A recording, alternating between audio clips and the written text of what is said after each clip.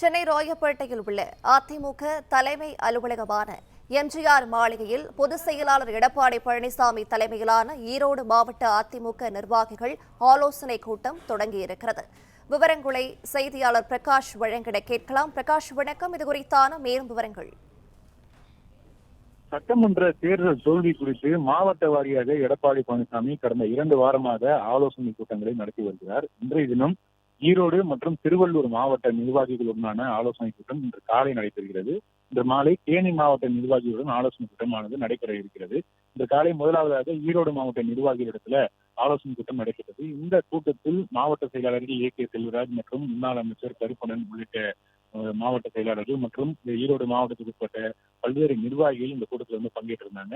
குறிப்பாக அந்தியூர் சட்டமன்ற உறுப்பினர் ஹரிபாஸ்கர் இன்றைய கூட்டத்தில் பங்கேற்றிருக்கிறார். அவர் எஸ்.பி. வேலுமணி ஆதரவு நிலைப்பாடு எடுத்தவர் என்பது குறிப்பிடத்தக்கது.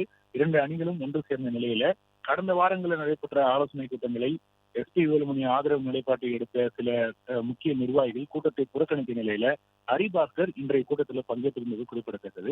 இன்று நடைபெற்ற இந்த ஆலோசனை கூட்டத்தில் தேர்தல் தோல்வி குறித்தும் கட்சியினுடைய வளர்ச்சி பணிகள் குறித்தும் ஆலோசிக்கப்பட்டதாக தகவல் வெளியாகி இருக்கிறது. குறிப்பாக உள்ளாட்சி தேர்தலை எதிர்கொள்வது, உள்ளாட்சி தேர்தலில் வெற்றி பெறுவதற்கு என்னென்ன நடவடிக்கைகள் மேற்கொள்ள வேண்டும், சரியாக